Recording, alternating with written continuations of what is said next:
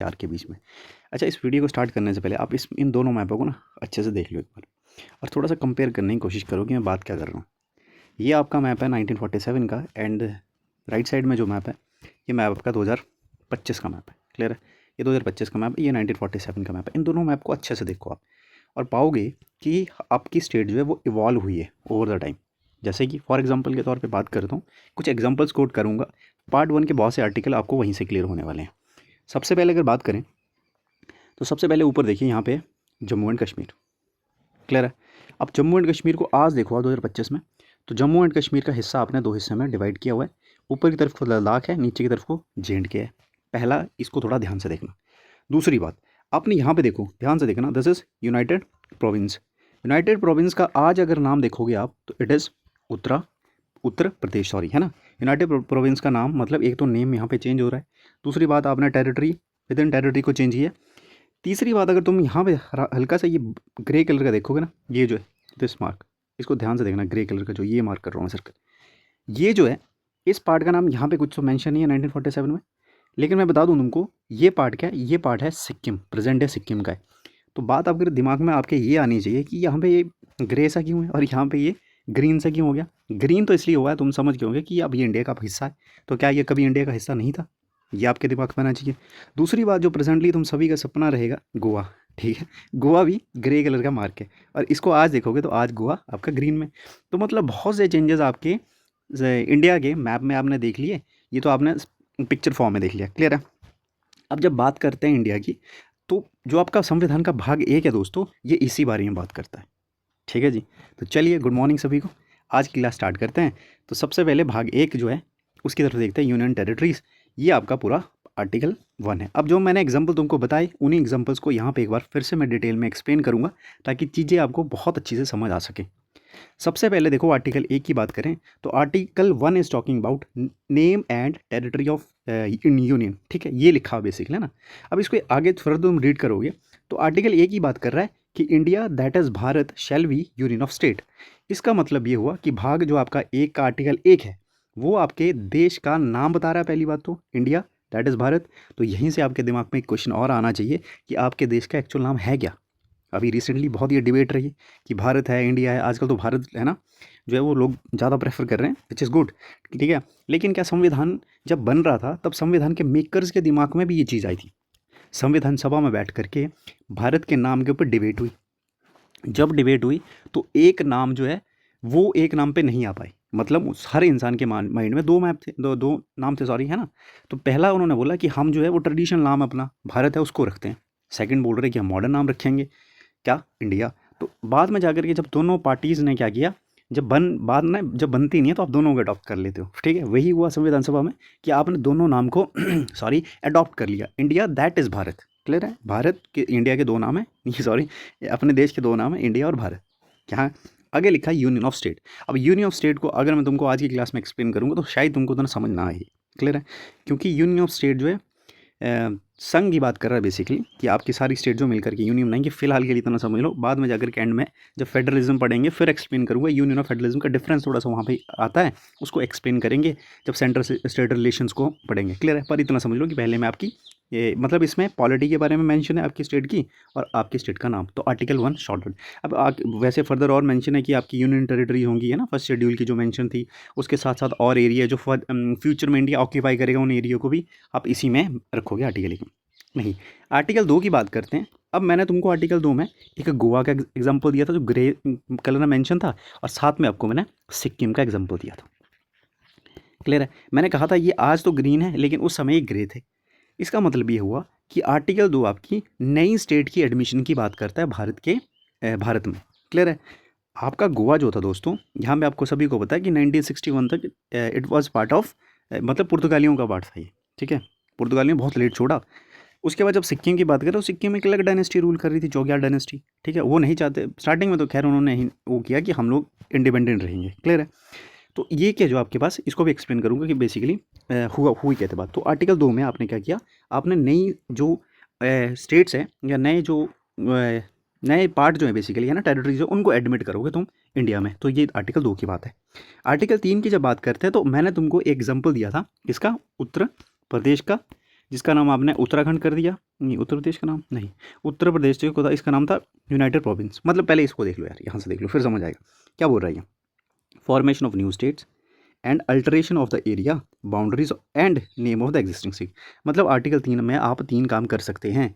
पहली बात, आप नई स्टेट एडमिट कर सकते हो जो ऑलरेडी एग्जिस्टिंग स्टेट्स हैं उनमें से। जैसे कि आपके पास एक स्टेट थी जम्मू एंड कश्मीर, जम्मू एंड कश्मीर को आपने डिवाइड करके JNK को आपने 2 हिस्से में डिवाइड कर दिया, ये आपका जम्मू एंड कश्मीर बना दिया 2019 में, और ये आपने लद्दाख बना दिया। तो क्या किया, already existing Jammu and Kashmir को आपने 2 हिस्से में तोड़ दिया, ये हुआ। उसी के साथ साथ आपने सन 2000 में आपने बिहार से झारखंड को अलग कर दिया, ये भी किया आप लोगों ने। यूनाइटेड प्रोविंस जो यूपी है, यूपी से आपने उत्तरांचल को या उत्तराखंड को निकाला है। तो ये सारे काम क्या कर रहे हो, ऑलरेडी एग्जिस्टिंग स्टेट यूपी से आपने उत्तराखंड को निकाल लिया, ऑलरेडी एग्जिस्टिंग स्टेट बिहार से आपने झारखंड को निकाल लिया। इसी तरह से आपने क्या किया, बाउंड्री जो है अल्टर कर दी। फॉर एग्जाम्पल आपका जो पंजाब है, ठीक है, पंजाब को आपने 1966 में पंजाब को भी 3 हिस्से में तोड़ दिया फॉर एग्जाम्पल, है ना। पंजाब से जो पहाड़ी एरिया था पंजाब का, उसको लेकर के हिमाचल को दे दिया। पंजाब में जो हिंदी स्पीकिंग लोग थे उनको आपने हरियाणा में डाल दिया, और पंजाब की एक यूटी बना दिया आपने चंडीगढ़। तो आपने पंजाब के एरिया को भी अल्टर कर दिया। तो ये सारा काम आप कर रहे हो आर्टिकल 3 को यूज़ करके। तो इसी तरह से डिमिनिश करना एरिया, कम करना, बढ़ाना एरिया, क्लियर है। उसी के साथ आपने बाउंड्री चेंज कर देना, ठीक है, और या फिर नाम बदल देना। जैसे कि जो यूनाइटेड प्रोविंस था, ठीक है, उसका आज का नाम आपने यूपी कर दिया, उत्तर प्रदेश कर दिया। उत्तरांचल, उत्तरांचल किसका नाम था पुराना, उत्तराखंड का। तो आपने अब तो उत्तराखंड है, पहले उत्तरांचल हुआ करता था। तो इसी तरह से आप नाम भी चेंज करते हो आर्टिकल 4 में। तो ये सारे 1, 2, 3 आर्टिकल आपको इंपॉर्टेंट है, याद रखने हैं। और यहीं से आपके मेन क्वेश्चन वैसे आते हैं 2 और 3 से, क्लियर है। तो इसको थोड़ा सा ध्यान से देखना। और आर्टिकल 4 बेसिकली बात करता है कि जब 2 और 3 में चेंजेस करोगे तो उनको हम आर्टिकल 368 में वो नहीं मानेंगे, अमेंडमेंट नहीं मानेंगे। आप अमेंडमेंट जब पढ़ेंगे वहाँ पर देख लेंगे। आर्टिकल 4 थोड़ा सा ट्रिकी रहेगा, जब तक तुमको 368 समझ नहीं आएगा तब तक तुम इसको नहीं समझ सकते, क्लियर है। बस फिलहाल के लिए इतना मान लो कि आर्टिकल 2 और 3 में जो चेंजेस होंगे उनको 368 में अमेंडमेंट के तहत नहीं लिया जाएगा। सिंपली इनको अमेंड कर सकते हो आप। अब आ जाओ, ये एवोल्यूशन हमने देख ली किस तरह से इवॉल्व हुआ आपका इंडिया। अब फिर से मैं वापस लेके जाऊँगा तुमको 1950 में। कहानी इस तरह से स्टार्ट होती है कि 1948 में आपके पास हुआ क्या था। अब आर्टिकल क्लियर हो गया, ठीक है, पार्ट 1 में इतना ही था, ये सारा क्लियर कर लिया। अब थोड़ी सी स्टोरी टाइम है, तो स्टोरी देखते हैं कि किस तरह से इवॉल्व हुआ ओवर द टाइम आपका स्टेट इंडिया में, क्लियर है। सबसे पहले बात करें evolution of state and UTs की। तो यार तुम सभी को पता है कि हमने 1947 में हमारे देश में कुछ इस तरह की, हमारे पास स्टेट की अगर बताऊँ तो कुछ आपके पास क्या था। 1947 में पहली बात तो देश आज़ाद हुआ। उस समय देश में किस तरह की स्टेट्स थी और किस तरह की टेरिटरीज है, इनका जिक्र कर लेते हैं। कुछ स्टेट आपको पता है कि प्रिंसली स्टेट थी, मतलब जहाँ पे राजे रूल कर रहे थे। कुछ डायरेक्टली क्या थी, ब्रिटिश के अधीन आती थी स्टेट। जब 1947 में अंग्रेजों ने भारत को डिवाइड किया तो उन्होंने यहाँ से पाकिस्तान निकाल दिया, यहाँ से बांग्लादेश को इंडिया से अलग कर दिया, और इंडिया को मतलब 2 हिस्से में तोड़ दिया बेसिकली, क्लियर है। तो जो इंडिया के अंदर रही एरियाज़, उन एरियाज़ में जो मेन एरियाज़ थे, ठीक है, कुछ एरियाज़ मैंने कहा जो थी ब्रिटिश के अंडर थे डायरेक्टली, वो तो इंडिया में आ जाएंगे। कुछ थे प्रिंसली स्टेट वाले। ये प्रिंसली स्टेट वालों को 3 ऑप्शन दिए गए, या तो तुम क्या करो पाकिस्तान में मिल जाओ, या तुम इंडिया में मिल जाओ, या तुम इंडिपेंडेंट रहो, आज़ाद रहो, क्लियर है। तो उस समय जो रियासतें थी दोस्तों, उन रियासतों की जब बात करता हूँ तो आपके पास 552 रियासतें थी। इन 552 रियासतों में से 549 ने तो कहा कि हम जो क्या करेंगे, इंडिया का हाथ थाम लेंगे, इंडिया में आ जाएंगे। इनकी 2 बात सॉर्टेड होगी। बची 3, इनमें से एक थी जम्मू एंड कश्मीर, एक थी जूनागढ़, एक थी आपके पास हैदराबाद। इन तीनों ने क्या कहा कि हम आज़ाद रहेंगे, हम इंडिपेंडेंट रहेंगे, ठीक है। हुआ ये कि जम्मू एंड कश्मीर ने तो बाद में 1948 में इंस्ट्रूमेंट ऑफ एक्सेशन साइन कर दिया 47 में ही, और ये मिल करके आ गई किसमें, इंडिया में। जब बात करते हैं जूनागढ़ की, तो जूनागढ़ में क्या हुआ, जनमत संग्रह हुआ, मतलब रेफरेंडम किया गया, लोगों से पूछा गया कि आपने इंडिया में रहना है या किस में जाना, पाकिस्तान में। लोगों ने बोला कि ठीक है इंडिया में, तो ये शॉर्टेड हो गया, ये इंडिया में आ गए। बात रही हैदराबाद की, तो हैदराबाद के ऊपर क्या हुआ, पुलिस एक्शन हुआ, क्लियर है। तो हैदराबाद को बाय पुलिस एक्शन जो है ऑपरेशन पोलो चलाया, और ऑपरेशन पोलो के तहत इसको भी इंडिया में मिला लिया गया। तो ये सारी मतलब 552 स्टेट जो हैं वो करंटली इंडिया का पार्ट बन गए। तो आपका इंडिया का मैप कुछ इस तरह से बन गया। अब बात आती है इसको किस तरह से डिवाइड करोगे। मतलब आपने सारी जो प्रिंसी स्टेट्स थी, एग्जिस्टिंग स्टेट्स थी, ठीक है, ऑलरेडी उनको बना तो लिया, अब इसको डिवाइड कैसे करोगे। तो डिवाइड करने के लिए आपने बोला कि हम ना ऐसा करते हैं, 4 जो श्रेणियों में इसको डिवाइड करते हैं। एक में हम क्या करेंगे, पार्ट ए स्टेट डालेंगे, जो येलो में ना पार्ट ए है, ठीक है। एक आप पार्ट बी बना दो, एक पार्ट सी बना दो, एक पार्ट डी बना दो। पार्ट डी में सिर्फ अंडमान एंड निकोबार ही थी। यहाँ पे 9 स्टेट आपने यहाँ पे रखी पार्ट ए में, ए में रखी, पार्ट बी में रखी और पार्ट सी और पार्ट डी। तो 4 पार्ट में आपने इंडियन की टेरिटरी को डिवाइड किया। इस बात को ध्यान देना, आपने ये टेरिटरी जो भारत की उसको आपने 4 हिस्से में डिवाइड कर दिया। 9 आपने यहाँ रखी, 9 आपने यहाँ रखा और 10 स्टेट आपने पार्ट सी में रखी। जिसमें से पार्ट सी की अगर बात करूँ, देखो ये जो ग्रीन में, नहीं ब्लू है ना, ये ब्लू में जो है, जैसे कि ये हिमाचल है, ठीक है, हिमाचल इसमें आ गया। उसका कौन सी है, दिस कच्छ, ठीक है, और क्या आ गया ग्रीन में, एमपी भोपाल है, ठीक है, और क्या है, त्रिपुरा आ गया, ठीक है, और ये अपने पास मणिपुर आ गया। तो इस तरह से आपने क्या किया, सी में, पार्ट सी में रखा। और ये बिलासपुर है एक, ठीक है, जो हिमाचल का करंट है, हिमाचल का पार्ट है ये भी। और बिलासपुर भी उस समय क्या था, पार्ट सी में अलग से ही है, क्योंकि बिलासपुर के राजा की कहानी बड़ी खतरनाक है। यहाँ पे एक राजा था, राजा का नाम था अनंत। क्लियर है। राजा अनंत बेसिकली चाहते थे कि पाकिस्तान में चले जाएँ, और ये देखो बिलासपुर यहाँ पे और पाकिस्तान यहाँ से स्टार्ट होता। तो थोड़ी सी इनको कह दी कि थोड़ा सा मतलब काइंड ऑफ क्या बोलते हैं उसको, कि ठीक है भाई कर ले तू, अभी इस तेरे को अलग से स्टेट बना देते हैं, कल को फिर क्या करेंगे, मर्ज कर लेंगे करके, है ना। तो थोड़ा सा वो करने के लिए, तो वही बात है कि आपने 9 स्टेट यहाँ से, 9 यहाँ पे, 10 यहाँ पे, डी में अंडमान निकोबार में मात्र आपने अंडमान निकोबार को डी पार्ट डी में रखा था। तो ये 4 पार्ट में डिवाइड किया गया। अब क्या होता है, ये जो आपका साउथ का पार्ट है दोस्तों, जैसे इंडिया डिवाइड हुआ तो ये साउथ वाले हिस्से से लोगों की एक डिमांड स्टार्ट होगी। डिमांड ये कि हमको ना तुम अलग स्टेट बना दो। फॉर एग्जांपल के तौर पे देखो, यहाँ पे आपको एक स्टेट दिखेगी, स्टेट का नाम है मद्रास, ठीक है, ये दिख रहा है तुमको मद्रास। अब मैं पेन यूज़ करूँगा, मद्रास ढक जा रहा है ना, इसको यहाँ पे उठा करके साइड में कर सकते हैं, इसको यहाँ ले जाते हैं। अच्छा यहाँ पे करो, यहीं जा रहा है यार। और मैप देखते हैं जहाँ पे लेफ्ट को, ये मद्रास, हाँ यहाँ पे। तो यहाँ देखो तुम ध्यान से, देखो ये मद्रास दिख रहा है तुमको यहाँ पे। अब मद्रास को देखो तो ये इसकी टेरिटरी देखना तुम, ये देखो इतना एक्सपेंड जो ब्लू में आ गया मद्रास। अब मद्रास जो था वो तो था बहुत बड़ा। तो मद्रास में क्या हुआ, मद्रास में आपका उस समय ये हिस्सा भी आता था जिसको आप क्या कहते हो, ये वाला आंध्रा वाला हिस्सा भी आता था। तो लोगों ने क्या कर दिया, डिमांड रखना स्टार्ट कर दी कि हमको ना ऐसा करो कि मद्रास के लोग तो क्या बोल रहे हैं, अलग लैंग्वेज बोल रहे हैं, हम लोग आंध्रा वाले अलग लैंग्वेज बोल रहे हैं, तो हमको ना सेपरेट कर दो भाई, अलग कर दो। तो ये सरकार के सामने ना ये दिक्कतें आना स्टार्ट हो गई थी कि लोग जो है एक अलग स्टेट की डिमांड करना स्टार्ट कर दिया। तो सरकार क्या करती है, जब भी कोई इस तरह की डिमांड आएगी तो सरकार एक कमीशन की अपॉइंटमेंट करेगी। सबसे पहले जो सरकार के द्वारा कमीशन अपॉइंट किया गया था, उस कमीशन का नाम था धर कमीशन, ठीक है, याद रखना। लिंक धर कमीशन साहब को, धर जी को ये एस के दर था इनका पूरा नाम। एस के दर जी को ये जिम्मेदारी दी गई कि आप ना फिजिबिलिटी निकालो, ये पॉसिबिलिटी है क्या ये पॉसिबल है कि हम लैंग्वेज के आधार पे स्टेट बना दें। तो इन्होंने ठीक है 1947 में अपॉइंट कर दिया इनको, दिसंबर में इन्होंने रिपोर्ट सबमिट कर दी। पर उन्होंने बोला कि नहीं यार, लिंग्विस्टिक बेस मतलब इसको नहीं रखेंगे, इस आधार पे हम स्टेट नहीं बना सकते हैं। हम लोग जो हैं वो क्या करेंगे, हम जो है एडमिनिस्ट्रेटिव कन्वीनियंस देखेंगे, एडमिनिस्ट्रेटिव कन्वीनियंस के अकॉर्डिंग ही हम स्टेट का निर्माण करेंगे। तो मतलब लिंग्विस्टिक आधार पे स्टेट बननी चाहिए। ये क्वेश्चन जब सरकार के सामने आया तो धर कमीशन पहला कमीशन था, इसने डिनाई कर दिया कि हम नहीं करेंगे। लेकिन क्या था कि मांग तो वैसे इंक्रीज़ होती रही। तो अगले ही साल उसी वही साल था 1948, एक और जो है वो कमीशन अपॉइंटमेंट हुआ, जिसको नाम पॉपुलरली जिसका नाम था JVP कमीशन, क्योंकि J for Jawaharlal Nehru, V for Vallabh भाई पटेल जी और P फॉर पत्तावी सीतारामैया। तो इन 3 व्यक्तियों के द्वारा एक और कमीशन बनाया जाता है। और इस कमीशन में क्या करते हैं, ये कमीशन भी अपनी रिकमेंडेशन देता है 1953 में, और ये बोलते हैं कि नहीं यार, लिंग्विस्टिक जो है, लिंग्विस्टिक आधार पे हम क्या करेंगे, 1953 में देता, ठीक है। तो ये लिंग्विस्टिक आधार पे मना कर देते हैं कि हम क्या करते हैं, लिंग्विस्टिक बेस को हम नहीं मानते हैं, हम भी एडमिनिस्ट्रेटिव कन्वीनियंस ही देखेंगे। लेकिन इसी बीच कहानी मद्रास वाली आपको मैंने बताई कि थोड़ी सी क्या होता है मद्रास में, सॉरी आंध्रा में, ये देखो मद्रास, ठीक है, ये सारा हिस्सा था मद्रास का। अब मद्रास में आंध्र प्रदेश का हिस्सा भी आता था। तो हुआ है कि आंध्र प्रदेश में एक व्यक्ति थे जिनका नाम था पोटी श्री रामुलु, ठीक है जी। 1953 में ये हड़ताल पे बैठ जाते हैं और लगभग 53 डेज़ तक ये हड़ताल पे बैठे रहते हैं और फाइनली जा करके इनकी डेथ हो जाती है, ठीक है।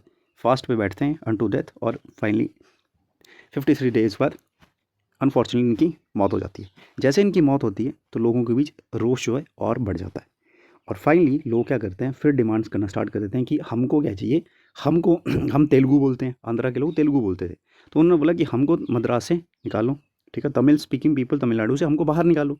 तो फाइनली जा करके भाषा के आधार पर सरकार को पहला स्टेट बनाना पड़ा, ठीक है, इसी कारण, क्योंकि और आपके पास पहली स्टेट कौन सी बनती है, Andhra on the basis of language. Andhra क्या बनती है, लैंग्वेज के आधार पे भारत की पहली स्टेट बनती है 1953 में। समझिए क्यों बनी है। इससे पहले मना कर रहे थे वो कि हमने लैंग्वेज को कंसिडर ही नहीं करना स्टेट बनाने की, लेकिन यहाँ पे देखो इतना विद्रोह हुआ कि उनको एक अलग स्टेट बनानी पड़ी, आंध्र प्रदेश। किसके लिए, भाषीय आधार पर बनने वाली पहला राज्य भारत में कौन था, आंध्र प्रदेश। याद रखना इसको, क्लियर है। उसके बाद अब देखो फिर से वो जो बात थी, जो टॉपिक था, वो उसने आग पकड़ ली कि अब क्या करेंगे, लैंग्वेज के आधार पे एक तो बना दिया, इसके बाद क्या करेंगे, बनाएंगे कि नहीं बनाएंगे क्वेश्चन। तो सरकार फिर क्या करेगी, कमीशन और अपॉइंट करेगी। कमीशन का नाम ना फजल अली कमीशन। क्या नाम था, फजल अली कमीशन। फजल अली कमीशन जो था 1953 में ही अपॉइंट कर दिया जाता था। ये लिखूंगा, अपॉइंटमेंट 1953 में हो जाती है फजल अली जी की, और फजल अली जी फाइनली अपनी रिपोर्ट देते हैं 1955 में। फजल अली जी की रिपोर्ट मेनली 4 बिंदुओं पे आधारित थी।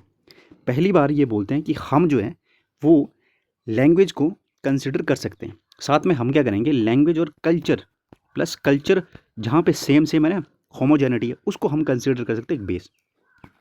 उसके बाद इन्होंने कहा कि हम क्या करेंगे, एक और बात, हम क्या करेंगे कि इंडिया की यूनिटी को और इंडिया की सिक्योरिटी को भी कंसिडर में करेंगे। ऐसा तो है नहीं कि स्टेट अलग कर रहे हैं तो उससे यूनिटी में खतरा आ रहा है, ठीक है। तो हम इसको मेन फंडा लेके चलेंगे। उसके साथ साथ ये और बात करते हैं कि हमने फाइनेंस भी तो देखने हैं, ऐसा नहीं कि स्टेट बना दी, पैसा है नहीं उनके पास, तो हमको एडमिनिस्ट्रेटिव इकोनॉमिक कन्वीनियंस भी कंसिडर करनी पड़ेगी। तो वही बात जो पहले बता रहे थे, इन्होंने भी वो बात कही। चौथी बात इन्होंने कहा कि हम क्या करेंगे, लोगों के वेलफेयर को और स्टेट के वेलफेयर को और राष्ट्र के वेलफेयर को भी कंसिडर करना पड़ेगा। ये 4 इन्होंने मुख्य बिंदु रखे। अब बोला कि इन आधारों को कंसिडर करो और नई स्टेट इन आधार पर बना सकते हो तुम, क्लियर है। लेकिन इन्होंने ये भी कहा, क्योंकि देखो यहाँ पे ना लिंग्विस्टिक और कल्चर होमोजेनिटी को कंसिडर किया था, लेकिन इन लोगों ने साथ में ये कहा कि एक भाषा, वन लैंग्वेज वन स्टेट हम रिजेक्ट करते हैं, कि एक लैंग्वेज एक स्टेट हो, ये ज़रूरी नहीं है, हम इसको रिजेक्ट करते हैं भाई, इस फॉर्मूले को। तो इन्होंने अपनी सबमिट कर दिया और उन्होंने फिर रेकमेंड कर दिया था कि ऐसा करो, आप 16 स्टेट बना दो प्लस 3 यूटीज़ बना दो। इन्होंने ये सरकार को प्रपोज़ किया। अब सरकार को जब कोई चीज़ प्रपोज की है तो सरकार क्या करेगी, उसको इम्प्लीमेंट करने के लिए सरकार ने 7th कॉन्स्टिट्यूशन अमेंडमेंट लाया 1956 में, ताकि वो फजल अली जी की जो रिकमेंडेशन है उनको इम्प्लीमेंट कर सके। तो जब ये रिकमेंडेशन आती है दोस्तों 1956 में, तो सरकार क्या करती है, फिर इसको 7वां संविधान संशोधन करती है 1956 में, और आप जो है वो नई स्टेट जो बनाते हैं। तो इन्होंने साथ में फजल अली जी ने ये भी कहा था कि आप जो ऑलरेडी आपने ना ABCD ये स्टेट की जो आपने डिवाइड कर रखा है, इसको हटाओ, ख़त्म करो। इसकी जगह आप क्या करो, 2 कैटेगरी रखो, एक स्टेट की कैटेगरी रखो और एक यूटी की कैटेगरी रखो। तो जब सरकार ने इम्प्लीमेंट किया तो सरकार ने यही माना, और अपने सरकार ने क्या किया, पूरे इंडिया को 14 स्टेट में और साथ में कितनी 6 यूटीज़ में डिवाइड कर दिया। तो 1956 के फजल अली कमीशन के बाद आपका जो स्टेट का जो स्ट्रक्चर था, वो इंडिया का स्ट्रक्चर कुछ इस तरह का हो गया, जिसमें कि ये जो आपके पास देखो, पहले तो ये था ना, part A, part B, part C और पार्ट D, इस तरह डी में था अंडमान निकोबार, तो इस तरह का डिवीज़न था। अब देखो किस तरह का हो गया।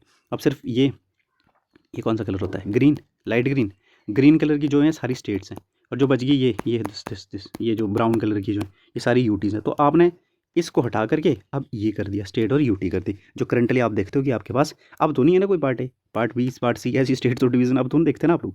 अब आप क्या देखते हो, आप सिर्फ स्टेट और यूटी का डिवीज़न ही देखते हो अपने पास। अब मेरे को आंसर बताओ कि आपके पास करंटली कितनी यूटी है और कितनी स्टेट है, ये क्वेश्चन मेरे को बताओ तुम। यूटी तो खैर मैंने 8 ही लिख दी, स्टेट का बताओ तुम, स्टेट कितनी इंडिया में टोटल, क्लियर है।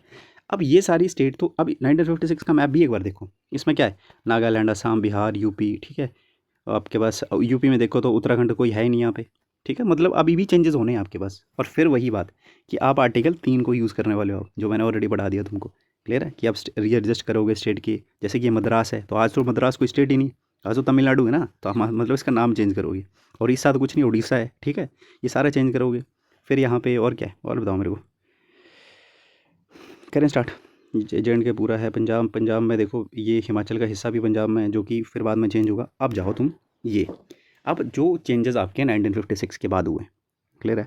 आज आपके पास 28 राज्य हैं और 8 यूनियन टेरिटरीज़ हैं। तो वहाँ तक आप कैसे पहुँचे, क्योंकि 1956 में तो आपके पास क्या है, क्या बताया मैंने, 1956 में आपके पास 15 स्टेट, कितनी थी, 14 स्टेट्स, 14 स्टेट और 6 यूटी। अब आपके पास डबल होगी स्टेट, यूटीज़ आपके पास 8 हो गई। तो ये कैसे आए तुम, सबसे पहले देखो 1960 में गुजरात को महाराष्ट्र से अलग कर दिया गया 1966 में। फिर देखते रहो यहीं से ना, तुम एक बार देखो, सबसे इंपॉर्टेंट जो उनको मैं गोला लगाता रहूँगा खुद से। उसके बाद आपने नागालैंड को निकाला 1962 में। हरियाणा जो है वो हरियाणा, हिमाचल, ठीक है, और चंडीगढ़, ये 1966 में पंजाब से निकले हैं। हरियाणा जो था वो हिंदी स्पीकिंग था, पंजाब का एरिया जो कि हिंदी बोलता है उसको हरियाणा बना दिया। उसके बाद देखो मेघालय निकला। छत्तीसगढ़ सन 2000 में आपके पास देखो, 2000 में 3 गोले लगा रहा हूँ। छत्तीसगढ़ MP से निकला, उत्तराखंड यूपी से निकला 2000 में, झारखंड जो है वो बिहार से निकला 2000 में। क्लियर है। उस समय की बात करें तो आपने वो MS धोनी की बायोग्राफी देखी है, ठीक है। तो महेंद्र सिंह धोनी की बायोग्राफी में उनका जन्म उस समय बिहार में होता है। क्लियर है। लेकिन हम बोलते हैं कि वो कहाँ के, वो रांची के, झारखंड के। तो इसका मतलब वो 2000 के से पहले बिहार का हिस्सा हुआ करता था झारखंड, उसके बाद वो डिवाइड हुआ। फिर उसके बाद देखो आप यहाँ पे आ जाओ, इसके बाद 70 में आपके पास हिमाचल जो है ऑलरेडी पंजाब से निकला हुआ है, ठीक है, उसको स्टेटहुड मिलता है। 1966 यहीं पे 96 में हिमाचल जो है वो बेसिकली हिली एरिया जो हिमाचल को कुछ दिया जाता है, और फाइनली हिमाचल को 1971 में फुल स्टेटहुड का दर्जा मिलता है। मणिपुर, त्रिपुरा, ठीक है, ये 1971। इसके साथ मेघालय भी था यहाँ पे, सिक्किम, ठीक है, मेघालय लिखा है यहाँ पे, मेघालय भी है, ठीक है, इसमें नहीं मेंशन है। सिक्किम, ये सिक्किम का इंपॉर्टेंट है। मैं तुमको अगर बताऊँ तो ये तुमने यहाँ से हरियाणा पंजाब वाला रखना है, Punjab state reorganisation act of 1966, और ये सिक्किम का देख लेते हैं एक बार। सिक्किम का थोड़ा अलग सा फंडा है, ठीक है। उसका एक बार सिक्किम के एंड में देखते हैं। फिर मिज़ोरम आ गया, और उसके बाद अरुणाचल आ गया 1966 में। सारे 87 के आसपास ये सारे हैं। इसमें से मिज़ोरम, अरुणाचल, गोवा, ठीक है। गोवा पहले यूटी था, बाद में 1987 में गोवा को आपने स्टेट बना दिया पूरा। क्लियर है।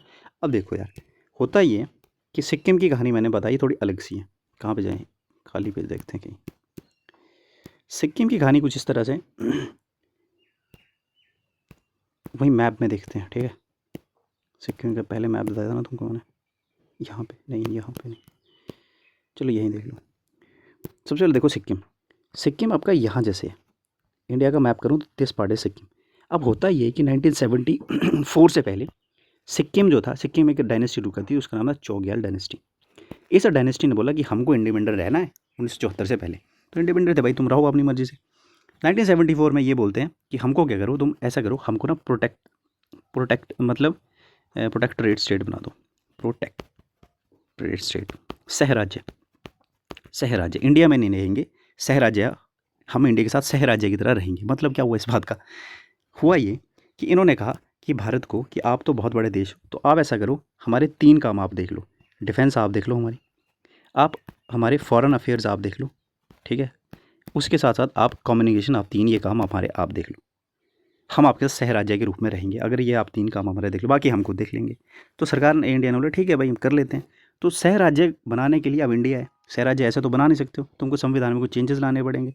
तो इंडिया ने क्या किया, भारत ने क्या किया, अपने संविधान में संशोधन किया। 35वां वर्ष था 1974, और इसको हमने सहराज्य की श्रेणी में रख दिया, और इसके लिए हमने एक आर्टिकल ऐड किया 2A। क्लियर है। तो सिक्किम पहले भारत का क्या बनता है, सहराज्य, प्रोटेक्टरेट स्टेट बन गया सहराज्य। अब अगले साल क्या होता है, 1975 में होता है ये कि सिक्किम में जो फिर से क्या करता है, इलेक्शन करवाए जाते हैं कि इसको ना इंडिया में ही मिला लेते हैं। तो 75 में आप 36वां संविधान संशोधन करते हो, और 1975 में सिक्किम को इंडिया का ही स्टेट बना लेते हैं। जब इंडिया की स्टेट बन गई तो अब 2A को हटाना पड़ेगा, तो 2A को हटा दिया जाता है, और इसको इंडिया की 22वां राज्य बना दिया जाता है। अब ये पूरी तरह से इंडिया का हिस्सा है। तो सिक्किम जो था वो 22वां राज्य बनता है इंडिया का। किस तरह से बनता है ये कहानी आपने देख लेनी है। ये 1974 और 36वां और 35वां संशोधन किसके साथ रिलेटेड है, आपका सिक्किम के साथ रिलेटेड है। बन गया सिक्किम। आज की बात करें तो सिक्किम के बनने के बाद 2000 हो गया, और 2014 इसमें दिया गया है। हाँ, ये 2014 का भी एक्ट है ना। जो आंध्र प्रदेश बना था सबसे पहले भाषी आधार पे, उसी आंध्र प्रदेश से 2014 में तेलंगाना निकल जाता है। अब 2013 इसके बाद 2019 का साल बहुत इंपॉर्टेंट है।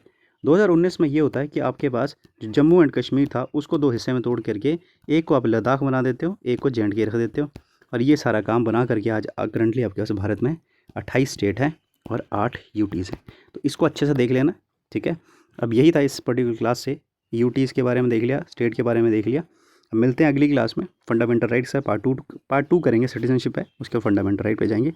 Thank you so much for watching, see you in the next class. Revise करें चीज़ों को अच्छी तरह से, ताकि लंबे समय तक चीज़ें याद रहें आपको।